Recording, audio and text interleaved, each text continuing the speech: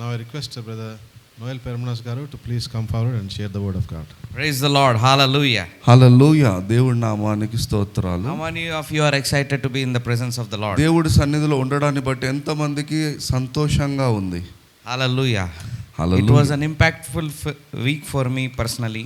మరి ఈ వారం అంతా కూడా నన్ను ఎంతో ఉత్తేజపరిచిన వారంగా ఉంది. I have been to Maharashtra for an outreach program. మరి మహారాష్ట్రకు సువార్త ప్రకటించడానికి నేను వెళ్ళాను. We had a good time there.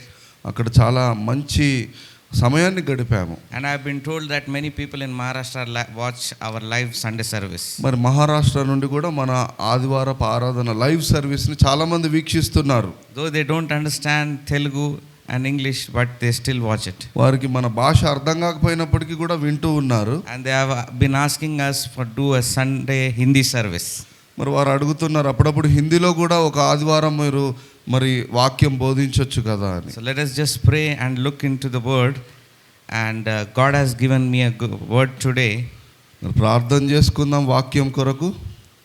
Father, in the name of Jesus, I pray for each and everyone who has come today, Lord. ప్రభువా, వచ్చిన ప్రతి ఒక్కరి కొరకు ప్రార్థిస్తున్నాను. As the word is going to be preached, Lord, I pray that the word reaches their minds and transform their lives and change the situations and circumstances. వాక్యం ప్రకటించబడుతుండగా వారి జీవితాల్లో ఒక మార్పును నాయన మీరు తీసుకొని రండి. I ask this prayer in the precious name of our Lord and Savior Jesus Christ. యేసు నామమును బట్టి అడుగుచున్నాం తండ్రి. Amen. Amen. Hallelujah. Hallelujah. Today I am going to preach about Apostle Paul's sufferings. మరి ఈరోజు అపోస్తలుడైన పౌలు ఆయన అనుభవించిన శ్రమలను గురించి నేను మీకు కొన్ని విషయాలు చెప్తాను. Let us look in 3rd John chapter 2. 3వ యోహాను పత్రిక 2వ అధ్యాయంలో నుండి ఎవరైనా చదవండి. Beloved, I pray that you may prosper in all things and be in health just as your soul prospers. ప్రియుడా, నీవు నీ ఆత్మలో వర్ధిల్లుచున్న కొలది అన్ని విషయములలోనూ వర్ధిల్లుతూ సౌఖ్యముగా ఉండుము. Hallelujah. There are some believers who believe that and they get angry when they preach about prosperity. చూడండి, సమృద్ధి ఐశ్వర్యమును గురించి బోధించినప్పుడు కొంతమందికి నచ్చదు, కోపగించుకుంటూ ఉంటారు. There is a section of people who believe that prosperity is not for today. కొంతమంది అనుకుంటూ ఉంటారు క్రైస్తవ్యంలో సమృద్ధి ఐశ్వర్యం అనేది అది క్రైస్తవ్యానికి సంబంధించింది కాదు అని. But here the verse clearly says, I pray that you may prosper in all things and be in health just as your soul prospers. కానీ ఇక్కడ అపోస్తలుడైన పౌలు వాక్యం ద్వారా బోధిస్తున్నాడు, ప్రియుడా, నీవు నీ ఆత్మలో వర్ధిల్లుచున్న కొలది అన్ని విషయములలో వర్ధిల్లుతూ సుఖముగా ఉండుము అని. What does it mean? It means that God wants you to prosper in all areas of your life. మరి దేవుడు నీ జీవితంలో అన్ని రంగాలలో కూడా సమృద్ధిగా ఉండాలని కోరుకుంటున్నాడు. I call it physical, spiritual and financial. ఆత్మీయముగా, ఆర్థికముగా, మరి ఆహారపరముగా అన్ని విధాలుగా కూడా. It is a complete package, my dear friends. అన్ని విధాలుగా కూడా దీవించబడాలి. Many people think money is just prosperity. కొంతమంది అనుకుంటారు కేవలం డబ్బు మాత్రమే ఐశ్వర్యం It is అనుకుంటారు. just a little part of prosperity. అది ఐశ్వర్యములో ఒక చిన్న భాగము డబ్బు. Prosperity also means harmonious relationships. మరి prosperity Means a harmonious relationship with you have with your children, with your wife, and husband and wife they have together. వర్ధిల్లడము ఆశీర్వాదం అంటే కొన్నిసార్లు ఒక చక్కటి సత్సంబంధం కలిగి ఉండము, మరి కుటుంబముగా జీవించడం కూడా అది ఐశ్వర్యమే. Many people believe that harmonious relationship between wife and husband, they might have conflicts, they may have lot of disagreements, they may fight together, but the love they have together brings them back together again.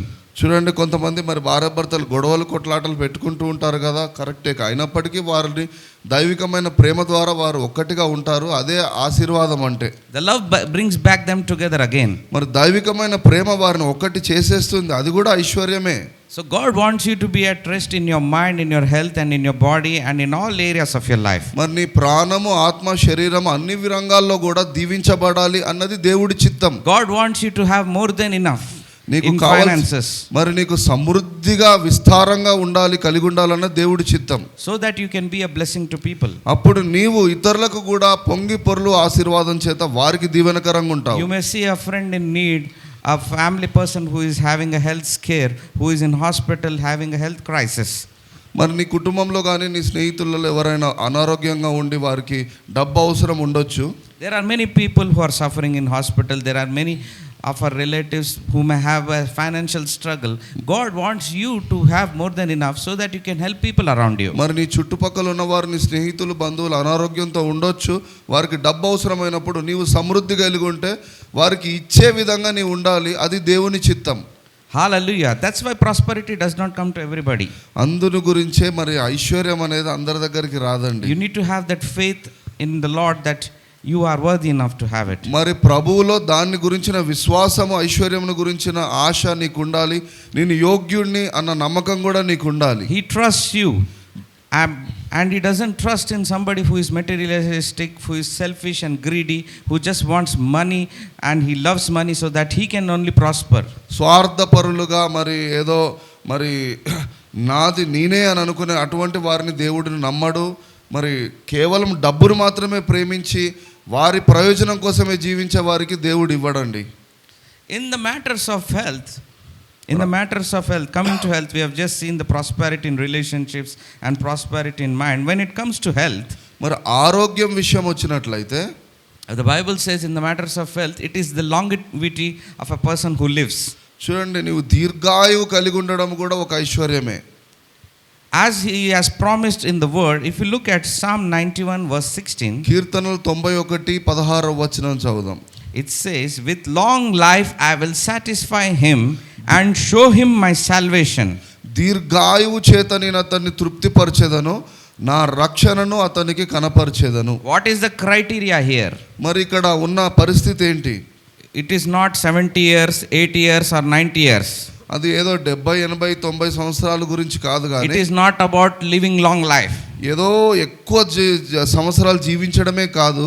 Satisfaction is the criteria. బ్రతికినన్ని రోజులు సమృద్ధిగా మరి సంతోషంగా It జీవించడం. could be 100, it could be 110, or it is 120 for some people.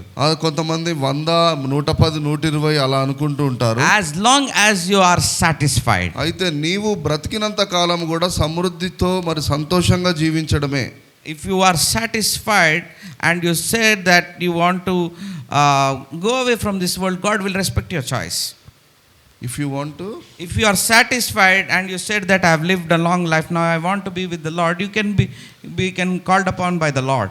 చూడండి, ఇక నేను బ్రతికింది చాలులే అని నువ్వు అనుకున్నట్లయితే దేవుడు నీకు అప్పటికే పిలుచుకుంటూ ఉంటాడు. There are some people who became martyrs for the Lord and have died. చూడండి, దేవుడి కొరకు కొంతమంది హతసాక్షులుగా కూడా వారి ప్రాణాలను అర్పించేశారు. When I say long life, my message is not to hurt those people who could not see long life and they were martyred for Christ. చూడండి, హతసాక్షులు అవ్వడము, వారి ప్రాణాలని మధ్యలో వదిలిపెట్టడము, అది దీర్ఘాయువు, దాని గురించి నేను చెప్పట్లేదు. I want to share a very important fact that is disturbing believers who are believing for a good and long life. చూడండి, చాలామంది విశ్వాసులకు అర్థం కావట్లేదు, వారు గలిబిలి చెందుతూ ఉన్నారు. దీర్ఘాయుష్ అంటే ఏంటో వారికి తెలియట్లేదు. There is always a back thought that they keep running in their mind. What about Paul's apostles suffering, brother? He did suffer. Don't you think that suffering is a part of God's plan for you? చూడండి, సమృద్ధి జీవితం అని అంటే మరి పౌలుని చూపిస్తూ ఉంటారు కొంతమంది.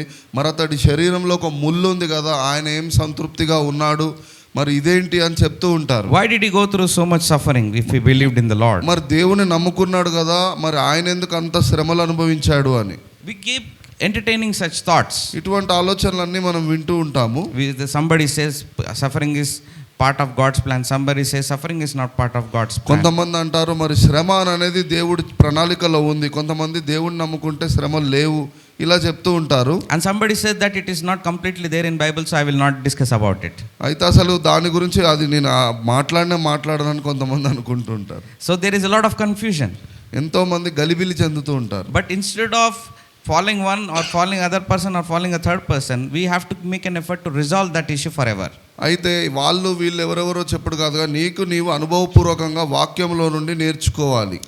Even when I preach and when we discuss with young people keep coming up with this doubt that what about Paul's suffering? Why did he go through that suffering? మరి కొంతమంది యవనస్తులతో ఈ విషయాలు మాట్లాడుతున్నప్పుడు వారు నన్ను ప్రశ్నిస్తూ ఉంటారు, పౌలు మరి ఎందుకు దేవుని నమ్ముకున్నా కూడా ఆ ముళ్ళు కలిగి ఉన్నాడని. Today we will discuss on that. We will look at Hebrews 11. We will look at the other side of Hebrews 11 today. హెబ్రీయులకు రాసిన పత్రిక 11వ అధ్యాయంలోకి వెళ్దాం. You see that there are many great exploits done by men who were ordinary but who believed God in this chapter. చూడండి, సాధారణమైన మనుషులు మరి దేవుణ్ణి నమ్ముకొని గొప్ప సూరకార్యాలు చేసిన సన్నివేశం మనం ఇక్కడ చూస్తూ ఉంటాం. I'm not going to read everything about it, but Hebrews 11:32 to 40. హెబ్రీలకు రాసిన పత్రిక 11వ అధ్యాయం 32వ వచనం నుండి 40 వచనాల వరకు చూడండి. I'm going to read for you so that you may have a proper understanding. మీ కొరకు నేను చదువుతాను. Hebrews 11:32. 11వ అధ్యాయం హెబ్రీలకు రాసిన పత్రిక 32వ వచనం. Okay, I'll read completely for you. What more shall I say? I do not have time to tell about Gideon, Barak, Samson, and Jephthah, about David and Samuel and other prophets, who through faith conquered kingdoms, administered justice, and gained what was promised, who shut the mouths of lions. You can see that there are many people here who have with faith conquered kingdoms, administered justice, and they have even shut the mouths of lions. అక్కడ సంసోను మరి ఇంకా కొంతమంది పేర్లు రాయబడి ఉన్నాయి. వారు దేవుడి ద్వారా సూరకార్యములు చేశారు, సింహాల నోళ్లను కూడా మూసి వేశారు, మరి చీల్చి వేశారు. అటువంటి వారు విశ్వాస వీరులుగా అక్కడ లిఖించబడ్డది. And they quenched the fury of the flame and escaped the edge of the sword, whose weakness was turned to strength, and who became powerful in battle and routed foreign armies. మరి అగ్నిలో నుండి వారు తప్పించబడ్డారు, ఖడ్గం నుండి కూడా తప్పించబడి యుద్ధ శూరులుగా వారు అక్కడ నిరూపించబడ్డారని రాయబడి ఉన్నది. I am looking at this verse 35 today. 35వ వచనం చూడండి. If you read it very carefully, it says, women received the dead raised to life again. అక్కడ కొంతమంది స్త్రీలు వారికి సంబంధించిన వారు చనిపోయినప్పుడు వారు తిరిగి వాళ్ళని బ్రతికించుకున్నారు అని కూడా రాయబడి ఉంది. Others were tortured, not accepting deliverance. కొంతమంది మరి వారు ఎంతో హింసించబడ్డారు, కానీ వారు ఒప్పుకోలేదు ఆ యొక్క అన్య దేవతలకు. That they may obtain a better resurrection. అయితే కొంతమంది మరి ఇంకా శ్రేష్టమైన పునరుద్ధానమును గురించి ఎదురు చూస్తున్నారు. Here if you observe, they were not accepting deliverance out of choice. ఇక్కడ వారు మరి అప్పగించుకోలేదు ఆ యొక్క రాజులకు. They are martyrs who choose to be with the Lord. చూడండి, వారు అవసరమైతే దేవుడి కొరకు మా ప్రాణాలను విడిచిపెట్టడానికి సిద్ధంగా ఉన్నారు. They love Jesus too much that they find living is not that good that they obtain a better life and better resurrection after death. అక్కడ ఉన్న కొంతమంది బ్రతికి ఉండి మరి ఆ ఎవరికో అప్పగించుకున్నట కంటే దేవుడి కొరకు మేము చనిపోవడానికి సిద్ధంగా ఉన్నాము, శ్రేష్టమైన పునరుద్ధానమును మేము పొందుతాము అనుకున్నారు. They feel the other side is better than living here. అయితే వారు ఏమనుకున్నారంటే బ్రతుకుట కంటే మరి మరణమే కొన్నిసార్లు పరలోకమే గొప్పది అనుకున్నారు. Here the verse clearly gave them the choice, my dear friends. అయితే అక్కడ వారికి వారు ఏది కోరుకోవాలో వారికి అది అనుగ్రహించబడి ఉంది. For accepting deliverance out of that situation. అక్కడ ఉన్న పరిస్థితిలో వారు ఏం చేయాలో వారికే ఆ యొక్క నిర్ణయం తీసుకునే శక్తి ఇవ్వబడ్డది. And to the work of redemption, to escape, to be delivered from that circumstances, the torture that they were going through. అక్కడ ఉన్న ఆ శ్రమను అనుభవించాలా లేకపోతే తప్పించుకోవాలా అనే ఆ పరిస్థితి కూడా ఉంది. కానీ దేవుడి కొరకు శ్రమ అనుభవించి మరి వారు పునరుద్ధానమును గురించి వారు కోరుకున్నారు. But they did not choose to be delivered. అయితే వారు అక్కడ ఆ యొక్క పరిస్థితులకు మరి రాజు ఆ దేవతలకు అప్పగించుకోలేదు. వాళ్ళు For them to choose something, వారు వేరే దాన్ని కోరుకున్నారు. they must have been given a choice, right? వాళ్ళకు కూడా అక్కడ వాళ్ళు ఏది కావాలో నిర్ణయించుకోండి అని వారికి అటువంటి పరిస్థితి Even a person who tortures you will give you some choice. మనల్ని కూడా కొన్నిసార్లు ఎవరైనా మరి ఇబ్బంది పెట్టాలనుకుంటే వాళ్ళు మనకు రెండు అవకాశాలు ఇస్తూ ఉంటారు, అది కావాలా ఇది కావాలా అని. You must have seen a terrorist attack that happened in Kashmir. మరి మొన్న జరిగిన ఆ యొక్క కాశ్మీర్లో జరిగిన టెర్రరిస్ట్ అది మనకు తెలుసు. There is a brother who chose not to recite those verses and if thought that it is better to die. అక్కడ ఒక వ్యక్తికి మరి మేము చెప్పిన ఈ యొక్క మా మతమును గురించి ఒప్పుకో లేకపోతే చంపేస్తామంటే ఆయన వాళ్ళ వేరే మతాన్ని ఒప్పుకోలేదు, కానీ యేసును గురించి ఆయన చనిపోయాడు. If he would have chosen, he could have lived. అయితే అతను ఒకవేళ యేసును విడిచిపెట్టి వాళ్ళు చెప్పింది అంగీకరించినట్లయితే బ్రతికేవాడేమో. But he had a choice. అక్కడ అతనికి నిర్ణయము తీసుకునే అది But he chose to be with the Lord. కానీ ఆయనకి ఇచ్చిన అవకాశాన్ని ఆయన ఏంటంటే దేవుడితో ఉండడమే శ్రేష్టము అని He chose to die rather than deny his faith. మరి నా విశ్వాసాన్ని విడిచిపెట్టుట కంటే విశ్వాసాన్ని కాపాడుకొని దేవుడితో ఉండడమే శ్రేష్టము అని అనుకున్నాడు. There are certain people who prefer to die to be with Jesus than to be living on earth. మరి అనేకులు బైబిల్లో మనం చూస్తున్నాము, యేసుతో ఉండుటయే మంచిది భూమి మీద ఉండుట కంటే అని అనుకొని ప్రాణాలు విడిచిన వారు అనేకులు ఉన్నారు. I'll give you one example. If you look at Philippians chapter 1 verses 23 to 25.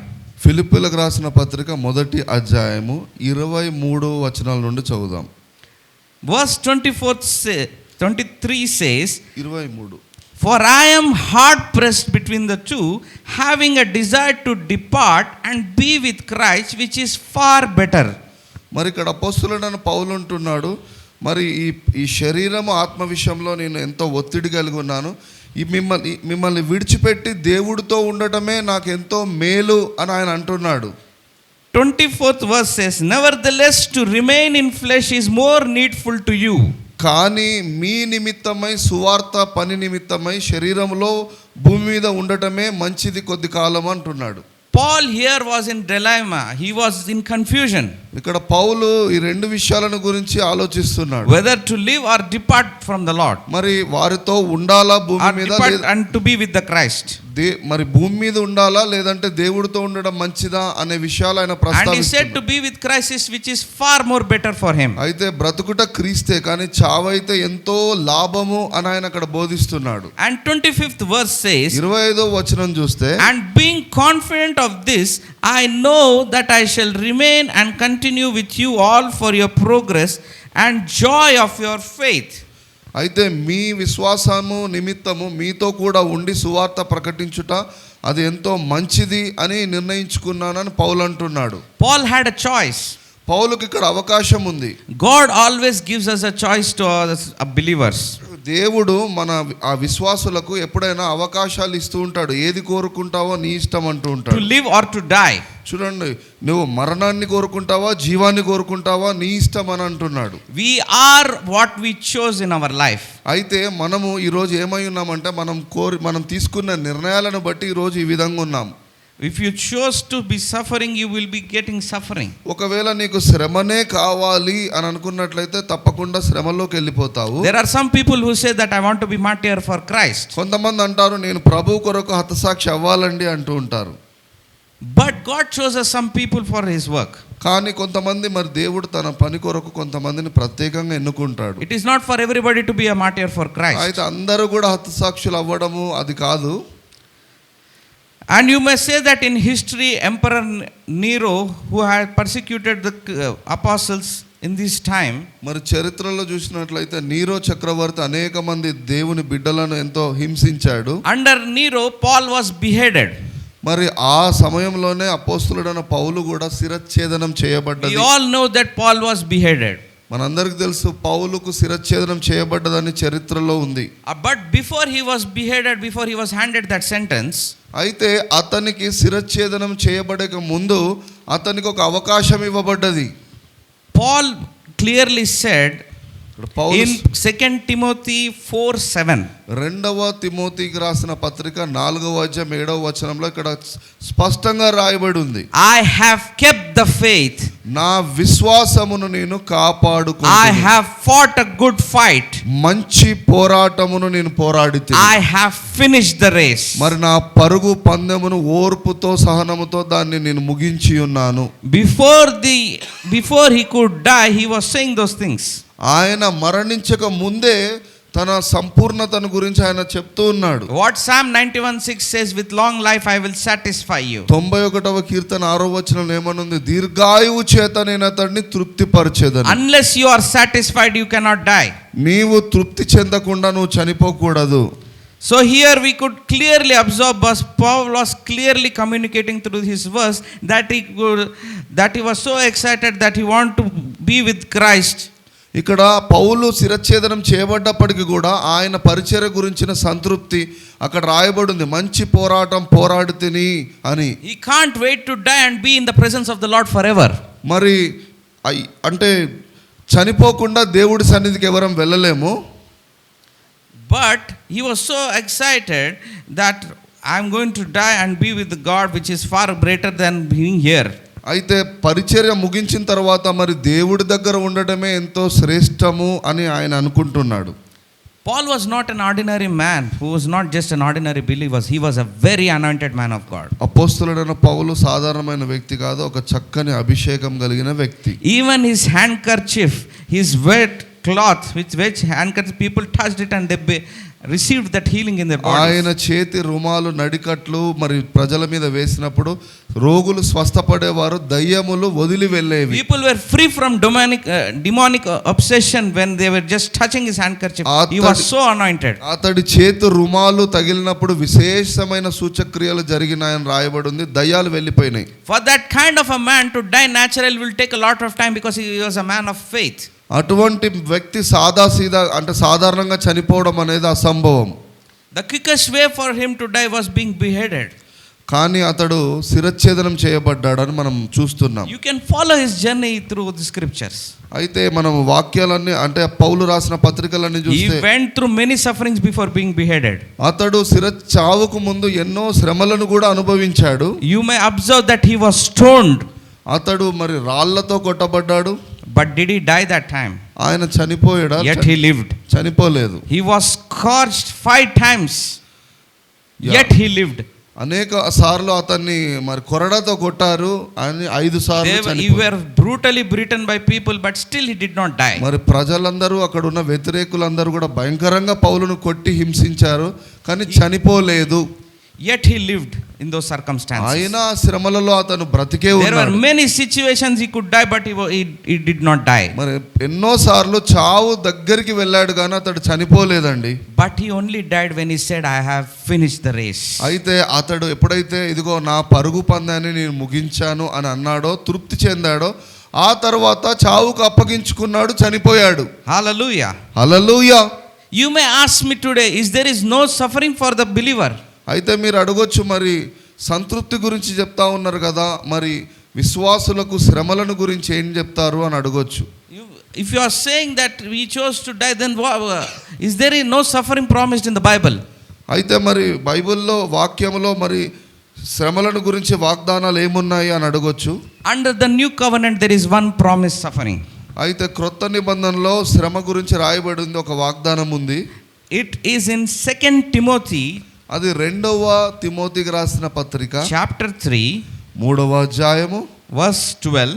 12వ వచనము. It says, in fact, everyone who wants to live a godly life in Christ Jesus will be persecuted.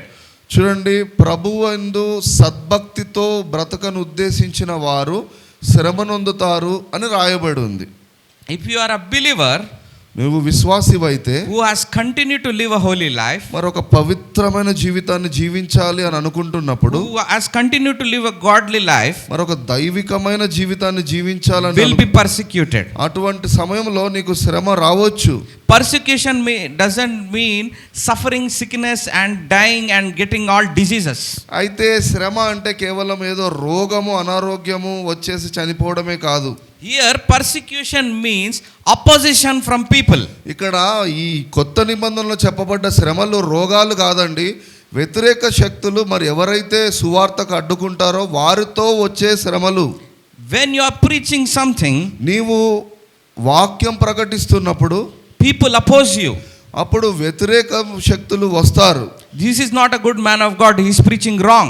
మరి ఇది సరైన వాక్యం కాదు, ఇతను ఇలాగా, అటువంటి శ్రమ వస్తుంది. There is one singer who is constantly trolled. మరి కొన్నిసార్లు కదా అలా. There are many people who are trolled. Why she is dancing? Why she is doing like this? Why she is wearing makeup? There are a lot of women who face persecution in పాటలు church. పాడే వారి గురించి, వాక్యం గురించి, ఎంతో మందిని గురించి మనం చూస్తూ ఉంటాం. యూట్యూబ్ లో ట్రోలింగ్ జరుగుతూ ఉంటుంది. There are also some people who say that if I see that man of God, I will beat him black and blue because he is preaching against the gospel. కొంతమంది అయితే ఆయన సేవకుడిని చూస్తే నాకు తన్నాలనిపిస్తుంది, ఏదో చెప్తూ ఉంటాడు అన్న కోపంతో These ఉంటారు. days message is less, but criticizing other people is more in what we see in అయితే ఈ churches. రోజులలో చాలా మంది సువార్త ప్రకటించడం తక్కువ, కానీ ప్రకటించే వాళ్ళని గురించి మరి చెడ్డగా విమర్శించడం ఎక్కువైపోయింది. There is lot of opposition. ఎంతో వ్యతిరేకత ఉంది. When you are stand for the truth, మరి సత్యం కొరకు నీవు when నిలబడ్డప్పుడు, you live a holy life, నీవు పరిశుద్ధంగా when you జీవిస్తున్నప్పుడు, preach the word in its truth, dividing it in itself what is true and మరి false, వాక్యాన్ని సరిగ్గా విభజించి సరిగ్గా ప్రకటిస్తున్నప్పుడు you will face opposition from people. అయితే ఆ యొక్క వ్యతిరేకత అనేది నువ్వు కూడా చూడడం They మొదలు will write blogs, they will write interviews, they will write derogatory videos on you without knowing about you. నీ గురించి చెడ్డ దుష్ప్రచారం చేస్తూ ఉంటారు You వాళ్ళు. see many men of God, they attack their children. ఎంతో many There are many men of God who they attack their children and daughters. చూడండి గొప్ప గొప్ప దైవ సేవకుల వాళ్ళ పిల్లల్ని కూడా వ్యతిరేక శక్తులు పోయి వాళ్ళని హింసిస్తూ ఉంటారు. Somebody make their careers out of trolling people. కొంతమంది అయితే ఇక ఇదే ఒక పరిచర్య, అందరిని క్రిటిసైజ్ చేస్తూ ఆ వచ్చే డబ్బుల మీద బ్రతకడమే అదే ఒక పరిచర్య ఉంటుంది కొంతమందికి. So this is the kind of society that we live in. So అటువంటి మరి సొసైటీలో మనం ఉంటున్నాం. This is one promised persecution that you will have in New Testament. So క్రొత్త నిబంధనలో ఉన్న శ్రమ గురించి ఏంటంటే సత్యం కొరకు నువ్వు నిలబడ్డప్పుడు నీకు వ్యతిరేకత We వస్తుంది. must understand that you are when you are persecuted, not what you do in life. నువ్వు నీ జీవితంలో చేసే దాని గురించి నీకు శ్రమ రావాల్సిన అవసరం లేదు. సేవ నిమిత్తము నీకు శ్రమ వస్తుంది. You are persecuted by following the Jesus Christ. చూడండి, యేసుని వెంబడిస్తున్నావు కనుక నీకు శ్రమ వస్తుందేమో కానీ వేరే విషయంలో కాదు. I have seen many people in Instagram videos, they call you different kinds of name for believers. చూడండి, ఇక యూట్యూబ్లో చూస్తుంటాం విశ్వాసులకు ఏదేదో పేర్లు పెట్టి వాళ్ళు ఏదేదో చెప్తూ ఉంటారు. When I was posting my messages, several of my friends they call Gurre Bidda. నేను కూడా కొన్ని వాక్యాలు వ్యాలీలకి వచ్చిండ్రా గొర్రె, అలా గొర్రెలు అది ఇది అని మనకు పేర్లు పెడుతూ ఉంటారు కదా. This is the persecution. అది నాకు ఒక శ్రమ వలె అనిపిస్తూ ఉంటుంది. Because they don't know the gospel. ఎందుకంటే వారికి సువార్త తెలియదు కనుక. They don't know what we have. People have died for this gospel. మరి ఎందుకు మరి యేసయ్య చనిపోయాడు, అనేక ప్రవక్తలు చనిపోయారు సువార్త And you కొరకు. can see that Apostle Paul has died for the gospel. మరి సువార్త నిమిత్తమై అపొస్తలుడైన పౌలు ఎందుకు చనిపోయాడో There వాళ్ళకి are తెలియదు. many disciples who have given their lives. ఎంతో మంది వారి ప్రాణ త్యాగం చేశారు సువార్త కొరకు. And you've seen the recently great man of God, Pravin Pagadala, who was persecuted, tortured when he was sharing his view about God. మరి సువార్త నిమిత్తమై మరి ఆ నిలబడ్డ ఆ యొక్క ప్రవీణ్ పగడాల గారిని కూడా ఏం జరిగిందో మీకు తెలుసు కొద్ది కాలం. No one dies for a false. అయితే ఒక అబద్ధం కొరకు ఎవరు చనిపోరండి. Because they knew they had a revelation of Jesus Christ. సత్యం కొరకే, యేసు కొరకే ఎవరైనా చనిపోవడానికి సిద్ధంగా ఉంటారు. They knew that Jesus Christ is the real God and Savior of the world. వారికి తెలుసు యేసు ప్రభువు లోక రక్షకుడు అని తెలుసు. ఆయన కొరకు ప్రాణం పెట్టడానికి సిద్ధంగా ఉన్నారు. When you are persecuted today, అయితే నీవు శ్రమ పొందుతున్నప్పుడు, when people call you names for your faith, మరి నీ విశ్వాసాన్ని బట్టి జనాలు ఏదేదో నిన్ను అంటూ ఉన్నప్పుడు, when they make fun of you, మరి నిన్ను గురించి చెడ్డ మాటలు పలుకుతున్నప్పుడు, and when I also see that many people who are infilled with Holy Spirit, they violently shake and die, fell down under the anointing, they make fun of those things. కొంతమంది కొన్ని సంఘాల్లో పరిశుద్ధాత్మ చేత నింపబడి వారు కింద పడిపోతున్నప్పుడు దాని గురించి కూడా ఏదేదో అంటూ ఉంటారు చెడ్డగా. They just copy the video and just present it in a funny way. ఆ యొక్క జనాలు పరిశుద్ధాత్మ చేత నింపబడ్డ వీడియోస్ని వారు తీసి అవి పెట్టి దాని గురించి మరి అట్లా ట్రోలింగ్ చేస్తూ ఉంటారు. But nobody wants to know the truth. కానీ అది ఏంటి అభిషేకం అంటే? Why is that happening? Why are people falling under the anointing? Why are people getting healed? What is going on? ఎందుకు దేవుని శక్తి చేత వారు నింపబడి తట్టుకోలేకుండా ఎందుకు అలా పడిపోతున్నారు? దాని ద్వారా వచ్చే స్వస్థత, ఆ విడుదల గురించి వారికి తెలియదు. Many people have opposed, many people from centuries have opposed, but nobody could stop the gospel. అయితే ఎంతో మంది 2000 సంవత్సరాల క్రితం నుండి సువార్తను ఆపాలి అనుకుంటున్నారు కానీ సువార్తను ఎవరు ఆపలేరు. Till the time Jesus died until today, the gospel has been going and moving at a very fast rate. యేసయ్య చనిపోయి తిరిగి లేచినప్పటి నుండి సువార్త ప్రకటించబడుతూనే ఉంది ఇప్పటి వరకు ఎప్పటికీ కూడా. And we believe that his coming is very near. అయితే ప్రభు రాకడ త్వరలో ఉంది. And if you have not believed in Jesus, అయితే ఒకవేళ ఎవరైనా యేసుని నమ్మనట్లయితే you still have a chance and hope because God forgives. ఇప్పటికీ నీ కొరకు ఒక అవకాశం ఉంది, ఒక నిరీక్షణ ఉంది. ప్రభువును నువ్వు నమ్ముకోవాలి. Think about it, my dear friends. ఆలోచించండి యేసయ్యను గురించి. But when you are persecuted for your faith, you must not be saddened. అయితే నీ విశ్వాసము నిమిత్తమై నువ్వు శ్రమ నొందినప్పుడు నువ్వు నిరాశ చెందొద్దు. You should not be in depression that people are criticizing me for my faith. ఏదో మానసికంగా బాధపడొద్దు, విశ్వాసంలో ఇంకా ఎదగాలి.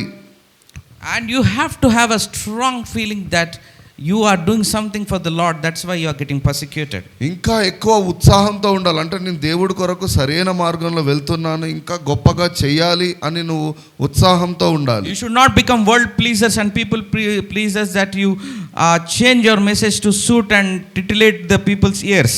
వాళ్ళకి నచ్చట్లేదు, ఇట్లాంటి వాక్యం చెప్తే వీళ్ళకి నచ్చట్లేదు అని ప్రజలకు అనుకూలంగా చెప్పడం కాదు, దేవుడు సంతోషించే వాక్యాన్ని చెప్పాలి. And truth should be proclaimed and truth will set you free. సత్యాన్ని మాత్రమే ప్రకటించాలి, సత్యము మనలను స్వతంత్రులుగా చేస్తుంది. If you are doing ministry from many years, there might be very senior people who have done ministry for God.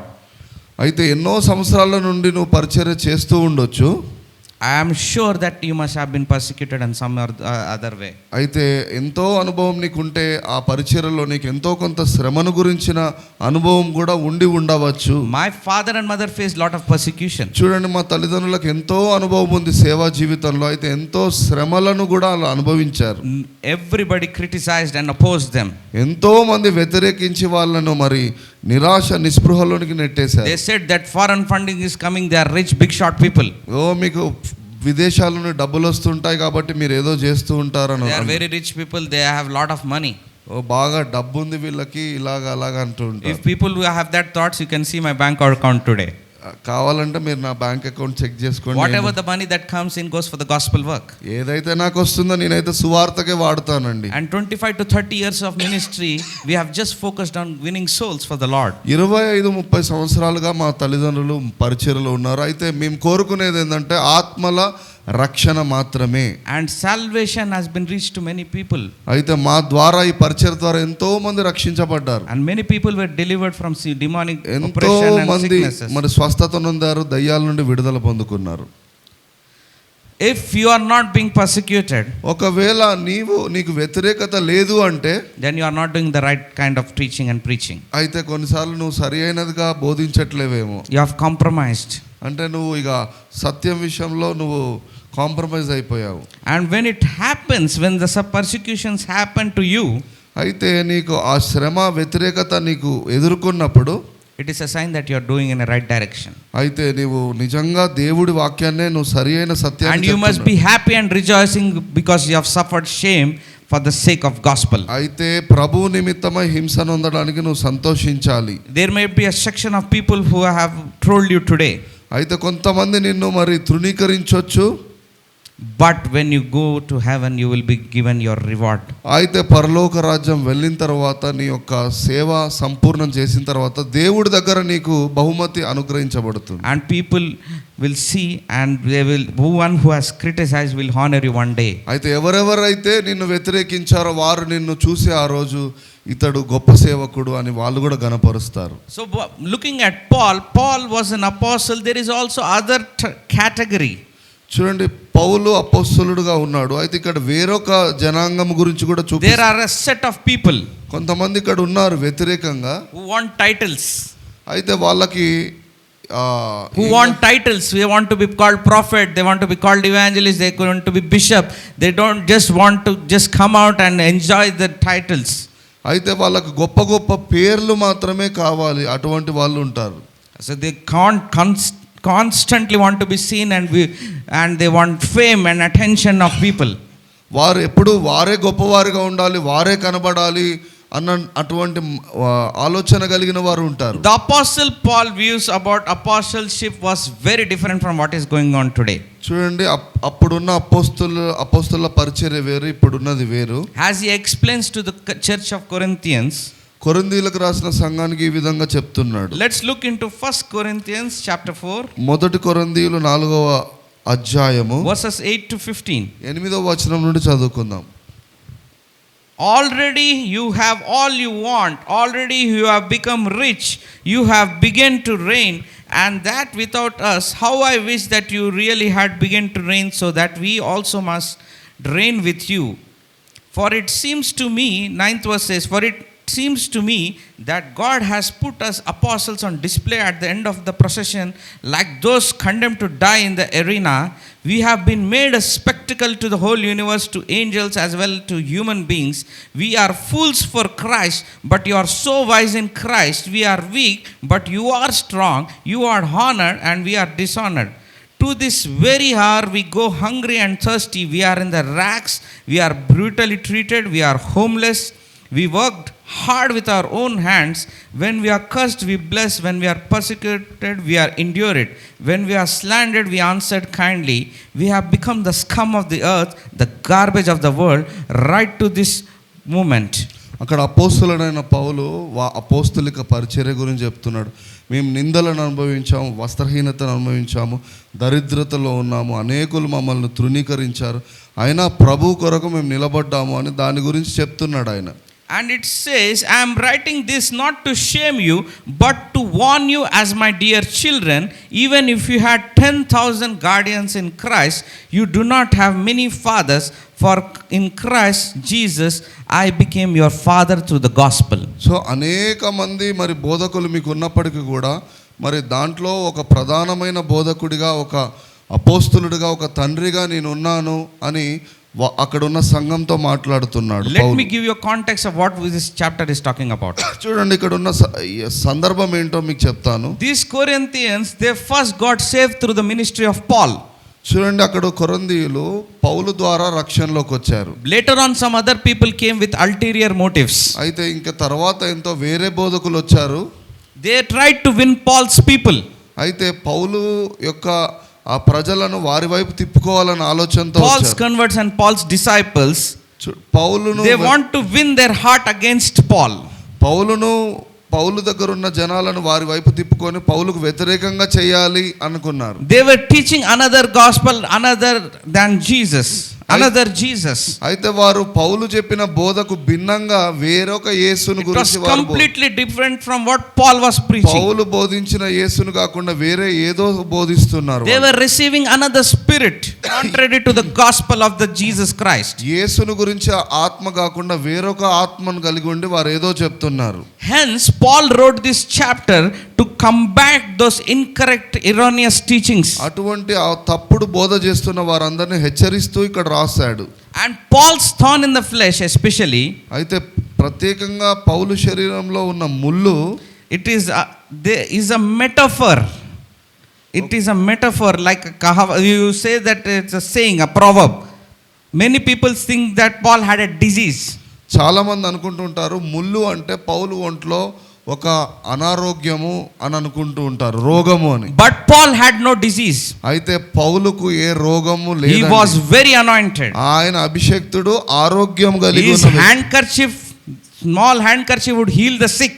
ఆయన ద్వారా అనేకులు బాగయ్యారు. He was full of healing virtue in his body. ఆయనకు స్వస్థపరిచే అభిషేకం ఉంది, ఆయన ఆరోగ్యవంతుడుగా ఉన్నాడు. Thorn in the flesh must be interpreted correctly and accurately.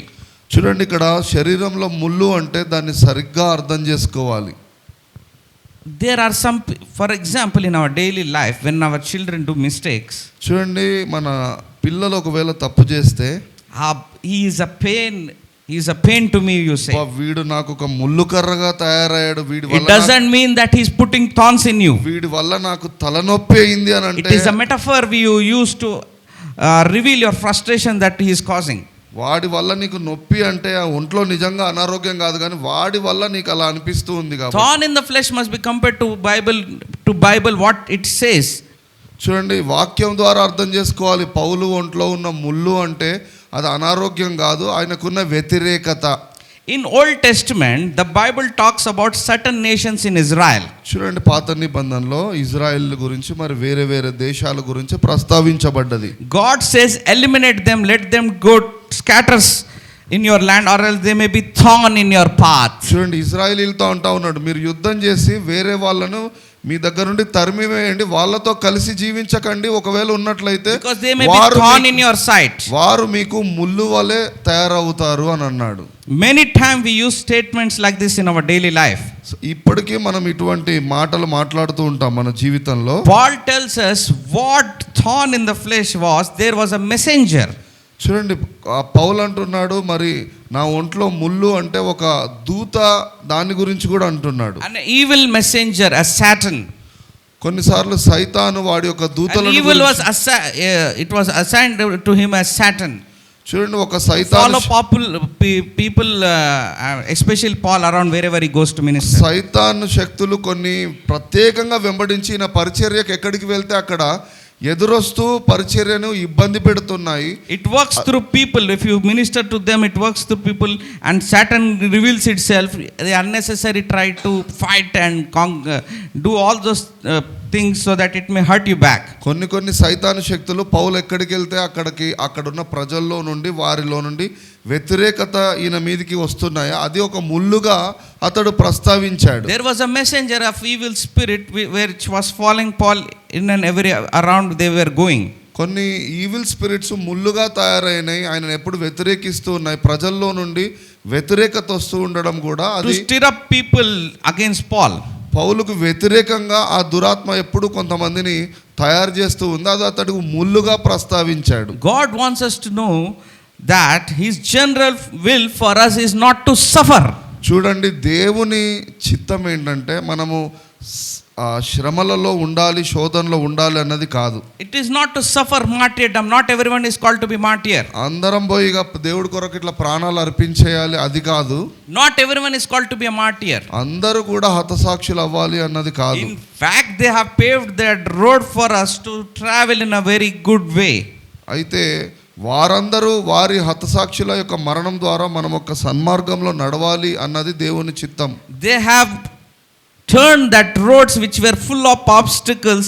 They have traveled that path of martyrdom so that we, the children of God, now can travel in a very smooth way. ఎంతో మంది దేవుడి కొరకు హతసాక్షులు అయ్యారు. అయితే వాళ్ళు వేసిన ఆ మార్గములో మనము సరిగ్గా నడవాలి. So that the future generation, future people who want to come to ministry, they could enjoy that privilege that their forefathers who died, and now they can do ministry with freedom.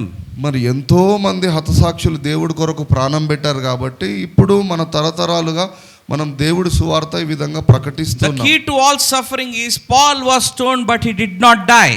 చూడండి, పౌలు వెలివేయబడ్డాడు కానీ చనిపోలేదు. Paul lived to see another day. మరి పౌలు మరి జీవించాడు, తెల్లారి చూశాడు. Stephen was stoned, he died. Stephen was stoned, yet he died. బైబిల్లో Stephen ఉన్నాడు, అతడు రాళ్లతో కొట్టి చంపబడ్డాడు. He is called the first martyr in the Bible. అతడు మొట్టమొదటి హతసాక్షి బైబిల్లో. Did he die because of stoning? ఆయన మరి ఆ రాయి వల్ల చనిపోయాడా? Let us watch the scripture.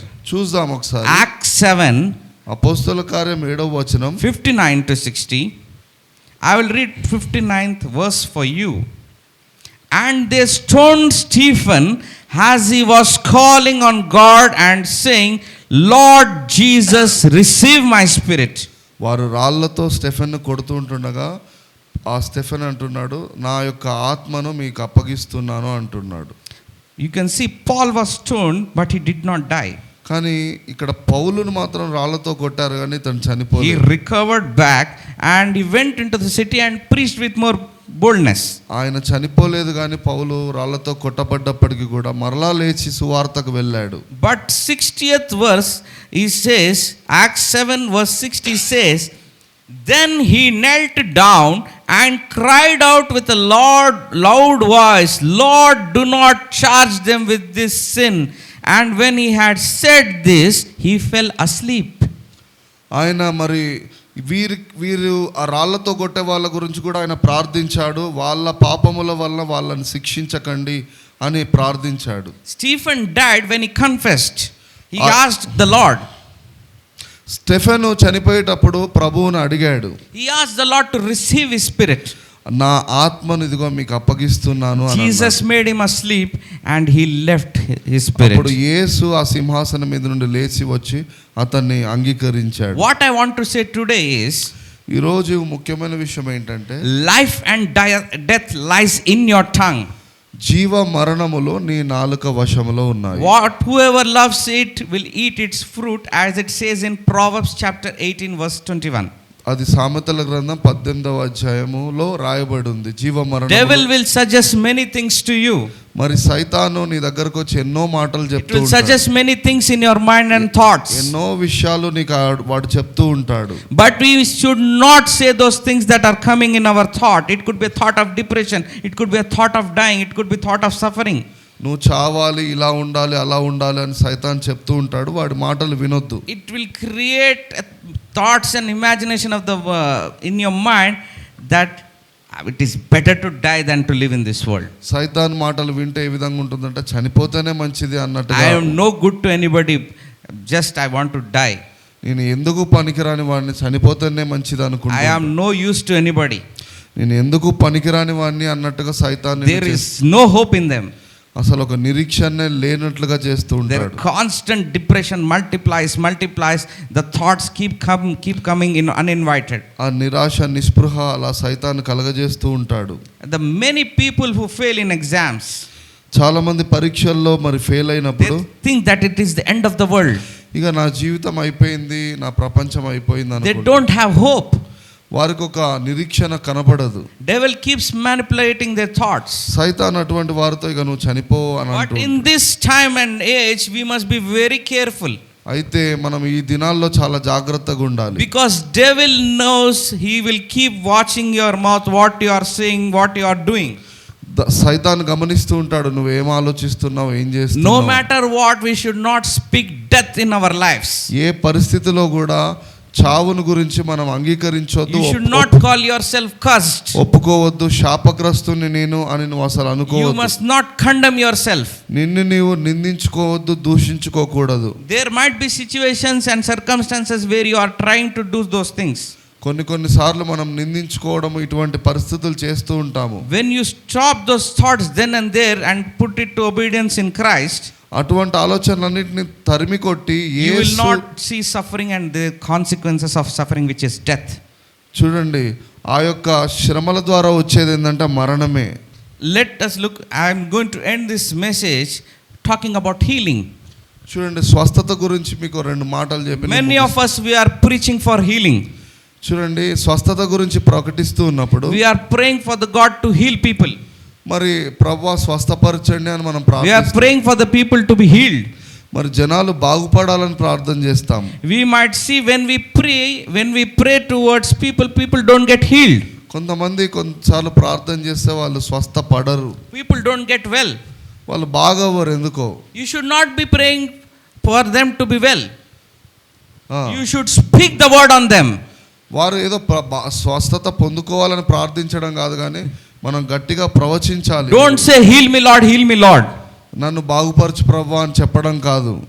Healing is what is the condition? Sickness is a condition. చూడండి, అనారోగ్యం అనేది అదొక స్థితి. When you just say heal, it won't work out. బాగవ్వాలి అని అంటే అది The general principle God operates is through authority.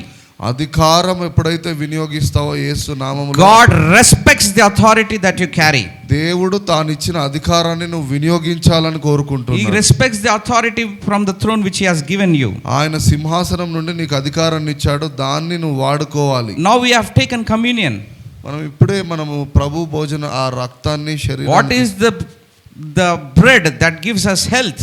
మరి ఆ యొక్క శరీరంలో మనకు స్వస్థత ఉంది. You should say that I speak the word of healing in my life when you take that అది bread. తీసుకున్నప్పుడు నేను నా ఆరోగ్యాన్ని నేను పొందుకుంటున్నానని The word చెప్పాలి. of life and healing to my heart. ఆ జీవాన్ని నేను పొందుకుంటున్నానని చెప్పాలి. My lungs, my arteries, my situations, my headache and whatever is wrong in my body. నా ఒంట్లో ఏదైతే బాగలేదో అది బాగా అవుతుంది అని నమ్మాలి. And especially when you are praying and believing for some breakthrough or a financial crisis or some kind of, if you are believing for a child, for example, నువ్వు ఏదైనా ఒక పరిస్థితి గురించి మరి ఆర్థిక వనరుల కొరకు ప్రార్థన చేయొచ్చు. so you have to use your authority. ఏ పరిస్థితి, In the name of Jesus, I claim this blessing to be Yesu mine. నామములో In the అధికారపూర్వకంగా name of Jesus, I claim healing to be mine. యేసు నామమున స్వస్థత నాది అను అనగాలి. Jesus is asking people to do something మరి యేసయ్య నీవు అధికారముగా ప్రార్థన చేయాలని which has కోరుకుంటున్నాడు. given you the power. దాంట్లో శక్తి ఉంది. The power does not cut it. దాంట్లో శక్తి ఉందండి. Like Moses when he was crying to God when he was in that sea.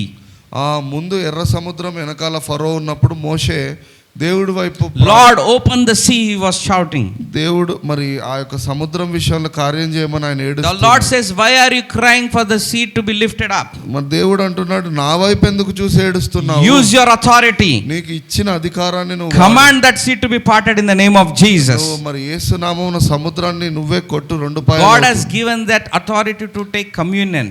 మరి ఆ అధికారము మనకు It is not a అనుగ్రహించబడింది. magic trick. మరి ఏదో అదొక మ్యాజిక్ It కాదు. is not a tradition that is to be observed for every Sunday we are gathering. We should take communion because it is the tradition. మరి ప్రభు భోజనం అనేది ఒక ఆచారం కాదండి, It is a blessing to be received, my dear friends. అదొక ఆశీర్వాదం. When you pray for somebody, when you pray for someone, you release that healing virtue in their body. ఎవరి కొరకైనా ప్రార్థన చేస్తే అధికారపూర్వకంగా చేయాలి.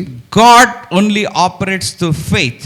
మరి విశ్వాసము ద్వారానే దేవుడు And when you're praying for healing for somebody, మరి ఎవరికొరకైనా స్వస్థత కొరకు ప్రార్థన you should చేస్తున్నప్పుడు use your authority, then the healing would manifest in their lives. అధికారము ఎప్పుడైతే ఉంటుందో, విశ్వాసం ఉంటుందో అప్పుడే జరుగుతుంది. Hallelujah. Hallelujah. Let us all stand up to our feet and let's look to Lord. అందరం నిలబడదామండి. Thank you, Jesus. Hallelujah. Thank you, Lord. Father, in the name of Jesus, we come before you today, Lord.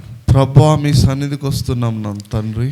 As Apostle Paul has rightly divided the word and taught us what is the true gospel, Lord, ఆయన అపోస్తలుడైన పౌలు వాక్యాన్ని విభజించి so that may be prospering in all areas of our life, Lord. నాయన మేము ఆత్మలో వర్ధిల్లుచున్న కొలది అన్ని విషయాల్లో వర్ధిల్లాలి అని Let రాయబడింది. this church grow and prosper in all areas of our life, Lord. నాయన మా సంఘము కూడా అన్ని విషయంలో వర్ధిల్లుదము గాక. Not just financially, but spiritually and physically, Lord.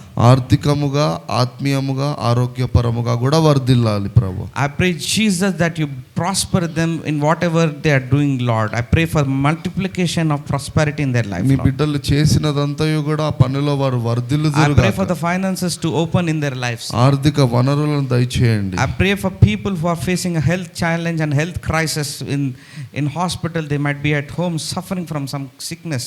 నాయన రోగంలో ఉన్న వారిని స్వస్థపరచండి. I use my authority to pray over them and release your word of healing to their bodies, Lord. అధికారములో నేను ప్రార్థిస్తున్న I pray, వారందరికీ Jesus, that you deliver them from యేసు నామమున every sickness, Lord. స్వస్థత కలుగును గాక. Health in mind, health in body, in health and every part of body, Lord. ప్రాణము, ఆత్మ, శరీరంలో స్వస్థత From the కలుగు. top of their తల head to the మొదలుకొని toes of their feet, Lord. అరికాలు వరకు స్వస్థత We దయచేయండి. pray for healing to flow స్వస్థత right now in the దయచేయండి. name of Jesus. స్వస్థత నాయన We చేయండి. pray for headaches, migraines తలనొప్పి to go away in the name of Jesus. తొలగి పోవునుగా. Every organ to function normally. ప్రతి అవయవము We బాగవును. pray for the eyesight to be normal. నాయన కంటి చూపు We మెరుగవును. pray for the ears to hear properly.